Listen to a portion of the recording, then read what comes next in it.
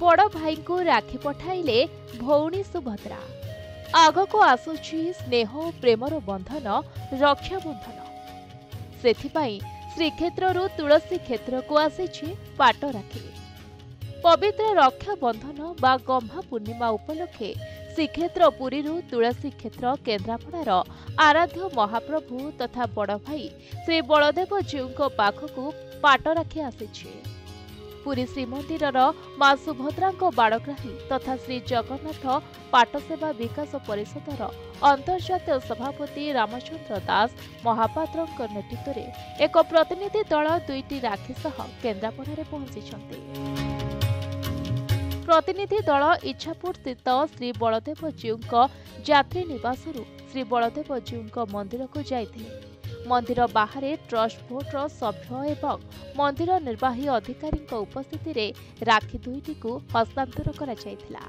प्रतिवर्ष श्रीक्षेत्र में जगतगुरु शंकराचार्य दिव्य कमल स्पर्श पाइला परे राखी को आम श्री जगन्नाथ भौणी सुभद्रा माँ आसव एवं बलदेव जी मंदिर में बलदेव लगी हम राखी बन ये हूँ स्वतंत्र उत्सव आम पारंपरिक उत्सव जहाँ सारा विश्व में राखी पूर्णिमा नाम परिचित होती। द्वितीय कथा यही राखी पूर्णिमा आम गोटे स्वतंत्र अभियान करुँ जे सबू भौणी मानक मोर निवेदन कि समस्ते यही भाई मान कहतु कि मत किसी उपहार दरकार नहीं से माने निशा छाड़ी दिंतु मद छाड़ी दिंतु गंजेई छाड़ी दिंतु ड्रग्स छाड़ी दिंतु भौणी गोटे भाईर यही जो कथा दबा ताठू बड़ उपहार किसी न हो पारे।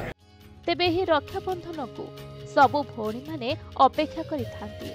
स्नेह और प्रेमर ही सूता को भाई हाथ में रखी आशा करिथांती भौणी जे भाईटी तार सबु बेले रक्षा करिबो।